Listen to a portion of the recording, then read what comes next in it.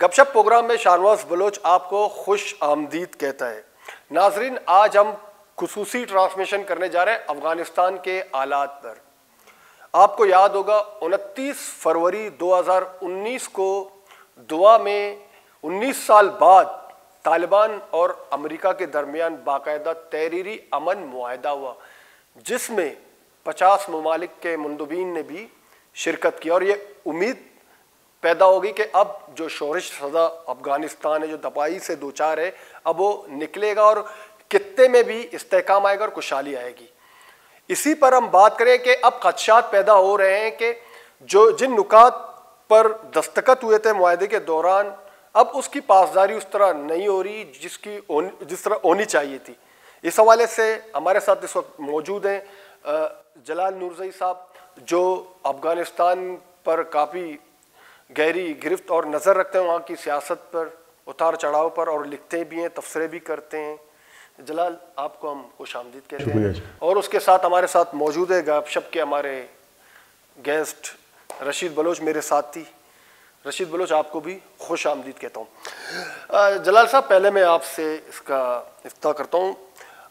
دعا جو میں معاہدہ ہوا، امن معاہدہ 19 سال بعد، ایک امید پیدا ہوگی کہ افغانستان بدامنی سے اب نکل جائے گا، اب افغانستان میں خوشحالی کا آغاز ہوگا اور خطے میں بھی استحکام پیدا ہوگا۔ لیکن اب یہ خدشہ پیدا ہو رہا ہے کہ ایک بار پھر یہ جو امن معاہدہ ہے جو ہوا ہے، یہ ایک تو تعطل کا شکار ہے، اور کچھ قوتیں اب نہیں چاہتے کہ یہ معاہدہ آگے بڑھے، بلکہ جنگ کی طرف واپس افغانستان جائے۔ تو آپ اس صورتحال کو کس طرح دیکھیں؟ جی، اس طرح بدقسمتی سے کہ افغانستان کے دشمن خود افغانستان میں بھی موجود ہیں، اور ایک طویل مدت بعد ایک معاہدہ ہوا طالبان اور ان کے درمیان۔ تو اس معاہدے کے اندر طالبان اور امریکہ کے درمیان دوحہ میں 29 فروری کو 2019 میں معاہدہ ہوا۔ تو اس معاہدے کے بعد یہ بالکل یہ یقین ہو چلا تھا کہ اب افغانستان کے اندر ایک نئی صورتحال بنے گی، اور اس صورتحال کے نتیجے میں امن آئے گا، خوشحالی آئے گی، اور جب افغانستان میں امن قائم ہوگا تو اس کے اثرات خطے پہ بھی پڑیں گے، چائنا تک، ماسکو تک، پوری سنٹرل ایشیا تک، ایران، پاکستان، حتیٰ کہ اگر وہ سنجیدہ ہو، ہندوستان اس میں سنجیدہ ہو، تو اس کے فوائد ہندوستان بھی سمیٹ سکتا ہے۔ لیکن بدقسمتی سے، جیسے میں نے کہا کہ افغانستان کے دشمن خود کابل کے اندر، اس کے مختلف صوبوں میں، مختلف علاقوں میں وہ موجود ہے، کہ اس معاہدے میں اگر تعطل بھی پیدا ہوا ہے تو وہ اس کابل رجیم، کابل حکومت ہی اس کی بنیادی وجہ ہے، چونکہ اس دوحہ معاہدے کے میں یہ طے تھا کہ 10 دن میں ان کے جتنے بھی 5000 قیدی جو انہوں نے لسٹ فراہم کیا ہے، وہ قیدی رہا کیے جائیں گے۔ کابل حکومت نے وہ نہیں کیا، اور اسی معاہدے کے تحت اس میں یہ بھی شامل تھا کہ تمام قیدیوں کو رہا کیا جائے گا، اور اس کے ساتھ ہی مئی 2020 میں اس کی وڈراول ہوگی، فورسز کی، امریکن ٹروپس کی، نیٹو فورس کی، اس کی وڈراول ہوگی۔ تو وہ مشروط اس سے تھا۔ پھر اس کے بعد جب قیدی رہا ہوں گے، طالبان کے اس کے نام، ان کے لیڈروں کے نام وہ بلیک لسٹ سے نکالے جائیں گے، تو اس کے بعد بین الاقوامی مذاکرات ہوں گے، جس سے طالبان نے کبھی انکار نہیں کیا ہے۔ لیکن اس پر کابل حکومت نے عمل درآمد نہیں کیا ہے، اس کو ٹالتے رہے ہیں، اس میں ہیلے بہانے، اس میں خامیاں نکالتے رہے ہیں، اس میں پیچھے۔ جلال، میں صرف اس میں یہاں ایک بات کہتا ہوں کہ آپ سمجھتے ہیں کہ افغان حکومت اتنی بااثر ہے، اگر اتنی بااثر ہوتی تو اس کو مذاکرات میں، اس امن معاہدے میں شامل نہیں کرتے؟ وہاں تو ہم نے دیکھا صرف 2 ہی فریق تھے، ایک تو افغان طالبان تھے، ملا برادر، اور دوسری طرف تو امریکہ ہی تھی۔ آپ افغان حکومت کو اتنا بااثر سمجھتے ہیں کہ امریکہ اگر اسے فورس کرتا تو نہیں کرتا؟ کہ اسی آپ کو نہیں دکھائی دیتا کہ امریکہ کی خود کی بھی عدم دلچسپی اس میں زیادہ تھی؟ دیکھیں، اس میں یہ آپ کی بات یہ درست ہے کہ اس پہ خود امریکہ کو دلچسپی لے لینی چاہیے تھی، اور وہ افغان گورنمنٹ کو پابند کرتا امریکہ کہ معاہدے کے خد و خال سے، معاہدے کے نکات سے، ان کے فیصلوں سے وہ روگردانی نہ کرے، نہ اس میں پیچیدگیاں پیدا کرے۔ اور پھر جب میں کابل حکومت کی بات کرتا ہوں تو کابل کے اندر شمال کی جو قوتیں ہیں، سیاسی جماعتیں ہیں، ان کی ایک بڑی سٹرونگ پوزیشن ہے۔ تو اصل میں یہ پوری صورتحال میں اس کا ایک اہم رول شمال کی قوتوں کا بنتا ہے. تو اب تک یہ جو پوری صورتحال جو بنی ہے، ایک پریشر گروپ یہاں پر موجود ہے، تو وہ اس طرح کی ایک صورتحال نہیں چاہتا کہ جس میں ان کی پہلے جیسی اجارہ داری بھی ختم ہو اور وہ پہلے جیسے ان کے اختیارات، ان کے آسائشات، ان ساری چیزیں وہ ختم ہو.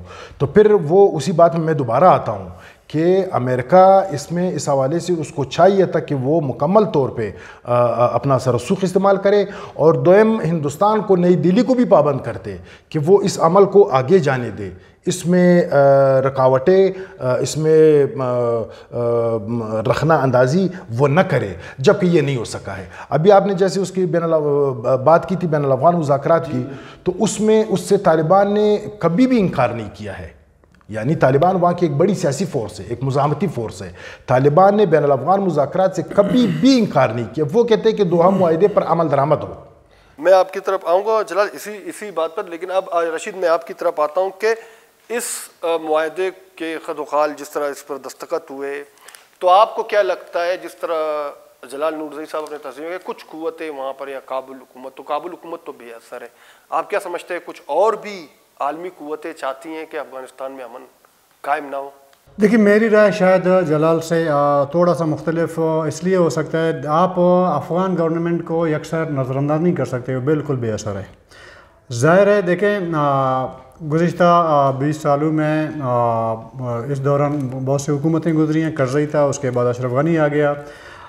کہیں نہ کہیں ظاہر ہے کہ افغانستان کے اندر ایک اسپیشلی غنی حکومت کی بات کروں گا، اس کے اندر ایک یہ رائے ضرور پائی جاتی ہے کہ وہ سمجھتے ہیں کہ اس 20 سالوں میں ایک لڑائی ہوئی تھی، نیٹو یہاں پہ آیا تھا، طالبان نے مزاحمت کی، کسی حد تک طالبان نے اپنے آپ کو امپروو کر لیا. تو یہ جو دوحہ مذاکرات ہوئے اس میں افغانستان کے حکومت کے بہت سارے اعتراضات ہیں اور ابھی بھی ہیں. جہاں تک قیدیوں کی جو ہے وہ ریلیز کرنے کی بات ہے، اس میں دیکھیں شروع میں افغان گورنمنٹ نے طالبان کے کچھ قیدی رہا بھی کر دیے تھے، لیکن اس میں ایک ٹرن یہاں پہ آ کے رکتا ہے جو مجھے سمجھ آتی ہے. پھر طالبان اور آپ کے امریکہ کے درمیان ایک اور معاہدہ آپس کا ہو جاتا ہے. اس میں یہ ہے کہ جیسے کہ مئی کی بات کی جلال نے کہ انہوں نے وڈرا کرنا ہے، یہاں سے انہوں نے اسٹارٹ کرنا ہے اور فروری تک انہوں نے اوور آل وڈرا ہونا ہے. ابھی جو نیٹو فورسز ہیں یا امریکہ ہے، اس نے اپنے ساز و سامان جتنے جنگی ہیں وہ افغان حکومت کو ہینڈ اوور کرنا شروع کر دیا ہے. جو طالبان اور امریکہ کے درمیان ایک جو باہمی ایک وہ ہوا ہے، ایک کمٹمنٹ ہوئی ہے، وہ یہ ہے کہ امریکہ نے ان کو کہا ہے کہ آپ نے افغانستان کے اندر جب تک ہم پورا وڈرا نہیں ہوں گے آپ ہمارے اوپر اٹیک نہیں کرو گے. طالبان نے اس کی حامی بھر لی ہے، جی ہم آپ کے اوپر نہیں کریں گے. پھر آپ دیکھیں نا وہ دوحہ مذاکرات سے آج تک امریکنز پہ، نیٹو پہ کوئی حملہ نہیں ہوا ہے. زیادہ تر حملے جو ہے وہ افغان فورسز، کل تک جو واقعات ہوئی ہیں افغان فورسز پہ ہوئے ہیں. تو اس طرح ظاہر ہے کہ افغان حکومت کے اندر خود ایک تو کمزور ضرور ہے، اس کو بالکل بے اثر میں نہیں کہہ سکتا، کمزور ہے. لیکن پھر جو مجھے لگتا ہے طالبان جو ایک جارحانہ جو ایک ہوتی ہے لائعمل ہوتا ہے، طالبان نے دوحہ مذاکرات کے بعد یہ سمجھنا شروع کیا ہے کہ چونکہ ہم ایز ایک طاقت امریکہ کے ساتھ، نیٹو کے ساتھ بیٹھ سکتے ہیں تو ہماری ایک بہت بڑا طاقت، نفسیاتی طور پر اس نے اپنے آپ کو جارحانہ بھی انہوں نے اپنی ایک پالیسی اپنائی ہے.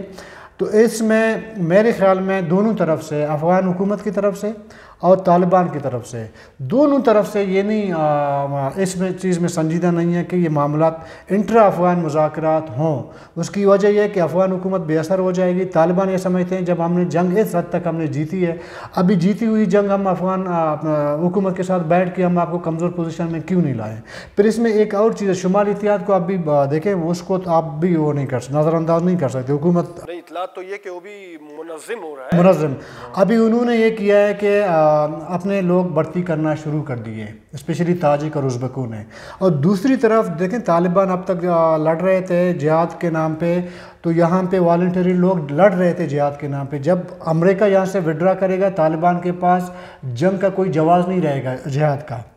تو اس کے لیے بھی طالبان نے، جو میری اطلاعات ہیں کہ کوئی 1 لاکھ نفوس پر ایک فوج اپنی ایک ملٹری बनाने की अभी उन्होंने कोशिश शुरू की और उसको प्रॉपर वो सैलरी देंगे और जिस तरह के रियासतों में होते हैं कि मेजर रैंक का होगा, कर्नल रैंक का, ब्रिगेडियर रैंक का, इस तरह सिपाही भर्ती करेंगे। इस तरह उन्होंने भर्ती भी शुरू की है। इसका मतलब ये है कि आने वाले वक्तों में अफगानिस्तान में जंग का एक पावरफुल मतलब टू द पॉइंट हम चीज़ों पर आते, क्यों हमारे पास वक्त की किल्लत है, तो हम कहते हैं कि मुख्तसर मैं जलाल साहब आपने जिस तरह भी उसी पर आपकी बात पर कि बैनुल अफगान मुज़ाकरात के हवाले से खास पेशरफ मैंने तो अब तक नहीं देखा ये पूरे 2 साल के दौरान। तो आप खुद तज़किये में अपने कहते हैं कि तालिबान अपनी हुकूमत के क़याम की बात नहीं करता, तो फिर अगर वो अपनी हुकूमत की बात नहीं करता तो क्यों बैनुल अफगान मुज़ाकरात में दिलचस्पी नहीं ले रहा? तो कहीं ना कहीं इस तरह तो जो है रशीद भी कह रहा है कि मुझे लगे कि तालिबान खुद को एक बहुत बड़ा पावर अप समझने लगा है कि अमेरिका के मेरे सामने आकर बैठ सकता है, तो बाकी ये तो अफगानिस्तान के अंदर छोटे ग्रुप से उन देखो वो अमेरिका के साथ ये बात शाहनवाज समझनी चाहिए कि अमेरिका के साथ तालिबान का बैठना वो एक कानूनी नुक्ता था। चूँकि तालिबान की हुकूमत थी अफ़गानिस्तान में, अमेरिका ने हमला किया, उनकी हुकूमत ख़त्म कर दी और फिर बोन के अंदर एक कॉन्फ्रेंस हुआ 2001 में। उस नवंबर के कॉन्फ्रेंस में फिर एक अबूरी हुकूमत तश्कील दे दी गई। तो अव्वल बात तो ये है कि तालिबान अब तक ख़ुद को एक हुकूमत ही समझ रही है और उसकी हुकूमत अपने आप को अमारत इस्लामिया अफ़गानिस्तान ही कहती है। और फिर उन्होंने जब अमेरिका के साथ दोहा में मुज़ाकरात किए या फिर इससे पहले 2007 से फिर मुख्तलिफ अदवार में 18 में 13 में ये जो इनकी तमाम बैकडोर इनकी मीटिंग्स और मुज़ाकरात सिलसिला चलता रहा, तो वो इसी बुनियाद पर था कि मैं एक हुकूमत ही हूँ। लेकिन इसके बावजूद मैं ये बात करूँ कि तालिबान ने न बैनुल अफ़गान मुज़ाकरात से इनकार किया है, न उन्होंने इस चीज़ पर इसरार किया है कि मेरी ही हुकूमत होगी। वो कहते हैं कि इस्तांबुल कॉन्फ्रेंस से इनकार ही इस पे अगर दुनिया उसको समझे कि आप अपना वादा पूरा करें, जो दोहा में हमारे और आपके दरमियान जो वादा हुआ है, जो फैसला हुआ है, समझौता हुआ है, उसके तहत मेरे कैदियों को रिहा करे और हमारे कायदीन के नाम ब्लैक लिस्ट से निकाल दे, फिर हम दोहा में बैठेंगे। और जब दोहा में हम बैठेंगे, इस चीज़ से भी अशरफ गनी सरफ नज़र कर रहे हैं, वो इस चीज़ में भी खलल डाल रहे हैं कि वो समझ रहे हैं कि मेरी हुकूमत जाएगी। ऐसे बहुत सारे लोग हैं जो समझ रहे हैं। वो कहते हैं कि जब बैनुल अफ़गान मुज़ाकरात होंगे तो उसमें अफ़गान फैसला करेंगे कि अबूरी हुकूमत की नोयत क्या होगी और आइंदा के लिए क्या उनके हुकूमत के खदोखाल होंगे। तो अव्वल तो इन्होंने इस पे इसरार किया ही नहीं है। तो अब मसला इसमें यह है कि मैं जैसे पहले मैंने हिंदुस्तान का एक इशारा मैंने दिया, दोहा के बाद हिंदुस्तान के अंदर ये बहस उसके नई दिल्ली के अंदर शुरू हो गई थी कि अब हमें भी तालिबान से बात करनी चाहिए। और इस पर तालिबान ने यह बात कहा था कि हम हर वक्त बातचीत के लिए तैयार है, लेकिन हिंदुस्तान को, नई दिल्ली को ये कहा कि आपने हमेशा अफगानिस्तान में हमारे दुश्मनों का साथ दिया है। और अब 2-3 दिन पहले मुला बिरादर और नई दिल्ली के दरमियान बातचीत हुई है। यानी इसका ये मतलब हुआ है कि तालिब किसी के साथ भी अपने ताल्लुकात बिगाड़ना नहीं चाहता, न किसी की ख्वाहिश पे वो मुज़ाकरात करेंगे, न किसी की मुखालफत में वो किसी के साथ अदावत और वो ये सारी चीज़ें रखें। ये समझने की बात है। अब दुनिया को ये चाहिए, बशमूल अमेरिका के, बशमूल चाइना के, पाकिस्तान, ईरान, बिलखसूस हिंदुस्तान, कि वो इस मुल्क में अमन के एक अमल है उसको जाने दे कि अमन कायम हो। क्योंकि जब वहाँ अमन कायम होगा तो ये इनके फ़ायदे में है। और अगर कोई मुल्क ये समझता है, खा वो पाकिस्तान हो, ईरान हो या हिंदुस्तान हो, कि मैं अफ़गानिस्तान को अपने मकासद के लिए इस्तेमाल करूँगा, ये खाम ख्याली है। क्योंकि अब ये अगर मुस्तकबिल में इस वक्त एक बड़ी फोर्स हिज़्ब इस्लामी की सूरत में एक बड़ी सियासी जमात है, बड़ी उसकी अप्रोच है, तालिबान की सूरत में ये मौजूद है। और ये जमातें किसी तौर पे किसी की मनमानी वो कबूल नहीं करेंगे। और बिलखसूस अगर मैं कुल की बात करूँ, पाकिस्तान के हवाले से उनके तहफ़्फ़ुज़ात तालिबान के भी मौजूद है, हिज़्ब इस्लामी की भी मौजूद है कि माजी में आपने मेरे साथ अच्छा नहीं किया है, माजी में आपका रवैया, आपकी पॉलिसियाँ मेरे ख़िलाफ़ गई है। तो अब वो जिस तरीके से जा रहे हैं, मिसाल अगर कल खला, मैं ये बात बड़े वसूख और यकीन से कह रहा हूँ कि कल कला अगर माशी, इक़्तिसादी, सियासी और सफारती ताल्लुकात हिंदुस्तान के साथ भी कायम होंगे तो तालिब इस पर कोई कंप्रोमाइज़ नहीं करेंगे। वो अपने मुल्क के मुफाद को देखेंगे, वो हिंदुस्तान के साथ भी ये ताल्लुकात कायम करेंगे। लेकिन इसमें शर्त एक चीज़ है शाहनवाज, कि इनकी अपनी सरजमीन, जैसे दोहा में इन्होंने कहा कि हमारी सरजमीन किसी के खिलाफ وہ استعمال نہیں ہوگی. اور اس پر اس وقت طالبان عمل کر رہے ہیں، جبکہ کابل حکومت اور وہاں بیٹھے مختلف گروہ وہ نہیں کر رہے. جیسے طالبان بار بار کہہ رہے ہیں کہ میں داعش کے خلاف کارروائی کرتا ہوں، افغان فورسز آتی ہے، وہ ان کو اٹھا کے کئی محفوظ جگہ پہ داعش کے لوگوں کو لے جاتے ہیں. یعنی اس وقت کابل کے اندر یونیورسٹیوں میں، کالجوں میں، افغانستان کے مختلف علاقوں میں اہل تشیع پر، کالجوں میں فلانا غیر ملکیوں پر، صحافیوں پر حملے ہوتے ہیں. طالبان نے تو اس کی اسٹرانگلی مذمت کی ہے، اور وہ کہتے ہیں کہ ہم جانتے ہیں کہ یہ کون لوگ کر رہے ہیں. اور خود کابل حکومت کے اندر بعض لوگ ہیں، امر اللہ صالح جیسے لوگ ہیں، وہ چاہتے ہیں کہ یہ عمل سبوتاج ہو، ان کی کم از کم حکومت. اور غنی خود پھر طالبان کو کہتا ہے کہ میں آپ کے ساتھ بالکل ایگری ہوں، آپ میری حکومت تسلیم کر لیں. اتنی بھائی تو آپ اپنی حکومت سے آپ دستبردار ہو جائیں. یہی رٹ تو اس نے لگا رکھی تھی ڈاکٹر نجیب نے، کہ جب پانی سر سے اوپر گیا، حالات خراب ہو گئے، پھر اس نے کہا کہ بھائی اب آ جائیں مجاہدین، آ جائے کابل میں آ جائے. جبکہ اس وقت پھر خانہ جنگی شروع ہوئی، حالات خراب ہو گئے. تو میں یہ سمجھتا ہوں کہ بجائے اس کے، جیسے رشید نے بھی کہا کہ شمال کے اندر ایک ملیشیاں بن رہی ہیں، ان کی تربیت ہو رہی ہے، ان کو مسلح کیا جا رہا ہے، تو ان تمام حالات سے بچنے کے لیے ضروری ہے کہ کابل کی حکومت، غنی اگر بالخصوص یہ سمجھتا ہے کہ میں پشتون ہوں، تو پھر آپ پشتون کے مفاد کے لیے آپ اس چیز پر آمادہ ہو جائے، اس میں رکھنا. جلال صاحب میں آپ کی طرف آؤں گا. نجیب کے قتل، اس کے محرکات، تو پھر جب بات کریں اس پر میں آ جاؤں گا، لیکن اب میں رشید کی طرف آؤں گا. رشید، دلچسپ بات یہ کہ اب بھارت طالبان کے ساتھ انگیج ہونا چاہتا ہے، کیونکہ یہ ایک ہر وقت جو بلوچستان میں واقعات ہوتے رہے، یا فاٹا میں ہوتے رہے، یا پاکستان کے دیگر علاقوں میں ہوتے رہے، تو کہا جاتا ہے کہ افغانستان کی سرزمین اس میں استعمال ہوتی ہے، اور براہ راست ہندوستان اس کی سرپرستی کر رہے ہیں، گروپس کی فنڈنگ کر رہے ہیں، ٹریننگ دے رہے ہیں، جس میں آپ بلوچستان کے مطلب بارے میں بہت کچھ جانتے ہیں. کچھ کہا جاتا ہے کہ بلوچ مسلح گروپس کے کیمپ وہاں موجود ہے، تنظیموں کے.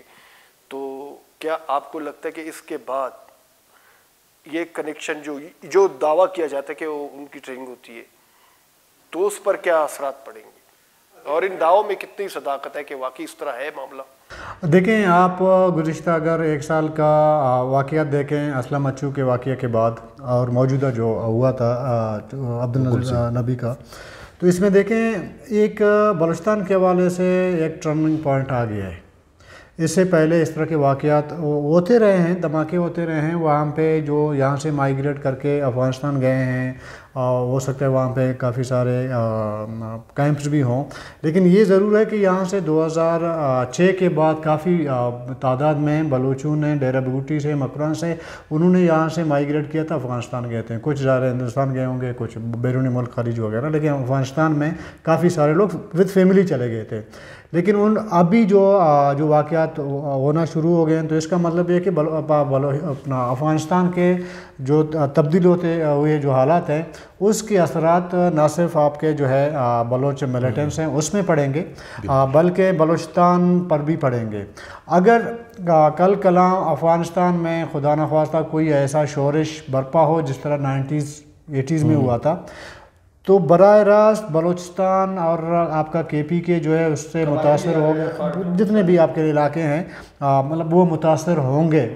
تو ابھی جو افغانستان کا اگر ہم جو سینیریو دیکھیں، تو جو ملیٹنسی جو بلوچ ملیٹنٹس ہیں اگر افغانستان میں ہیں، مجھے لگتا ہے کہ وہ بھی اپنے سابقہ ان کی جو بھی معاملات ہیں اس پہ دوبارہ نظر ثانی کریں گے. وہ بھی اپنا ایک لائحہ عمل شاید بنا لیں کہ کیونکہ ان تبدیل ہوتے ہوئی حالات میں ابھی افغانستان ان کے لیے محفوظ نہیں رہے گا. تو وہ بھی ظاہر ہے کہ اپنا کرتے ہوں گے کوئی اپنا وہ. لیکن یہ میں آپ کو بتا دوں کہ ایسا بھی نہیں تھا کہ افغانستان میں جو امریکہ کے نکل جانے کے بعد جو باہر کا جو بات ہو رہی ہے کہ وہاں پہ پھر انٹرفرنس نہیں ہوگی، ہندوستان کی نہیں ہوگی، امریکہ کی نہیں ہوگی، میرے خیال میں دنیا ابھی اس بارے میں یکسو نہیں ہے کہ ہم افغانستان کو بالکل انڈیپینڈنٹلی چھوڑ دیں گے، وہ اپنی پالیسیز خود بنا لیں، معاملات خود ہینڈل کر لیں. یہ میرے بشمول امریکہ، ہندوستان، ایران، آپ کا رشیا، آپ کا چائنا، پاکستان، یہ اس طرح نہیں چھوڑیں گے اس کو کہ وہ جیسے کہ طالبان جو جلال بات کر رہے ہیں کہ طالبان نے ایک اپنا ظاہر ہے کہ وہ بنایا ہوا ہے، اس طرح دنیا نہیں چھوڑے گی ان کو. امریکہ کا اگر افغانستان سے وڈرال ہوگا تو ساتھ میں آپ کے جو हमसाया मुल्क हैं, वहाँ पे कहीं न कहीं अपना बेस बना। आपका ताजिकिस्तान है, उज़्बेकिस्तान है, पाकिस्तान है। पाकिस्तान से तो अभी कुछ दिन पहले CIA के लोग आए थे, मिले थे। इतलात ये हैं कि अभी तक मामला नहीं बन सका बेस देने की, तो पाकिस्तान ने इनकार कर दिया है। हो सकता है अपनी पॉलिसियाँ होती हैं हर मुल्क की, हो सकता है कल पाकिस्तान उनको बेस दे दे, हो सकते हैं ना दे। लेकिन उज़्बेकिस्तान और ताजिकिस्तान में भी अमेरिका बैठ गया, लेकिन वो मेरे ख़्याल में अमेरिका जब आया था वो सिर्फ तालिबान के लिए नहीं आया था, वो सेंट्रल एशिया को मॉनिटर करने के लिए आया था। अफ़गानिस्तान में उसने नुकसान उठाया, वो समझ गया अमेरिका कि जी अफ़गानिस्तान में बैठ के मैं सुकून से बहुत सी चीज़ों को मॉनिटर नहीं कर सकता, तो वो अपना जगह तब्दील करना चाह रहा है, लेकिन वो बैठेगा इसी रीजन में।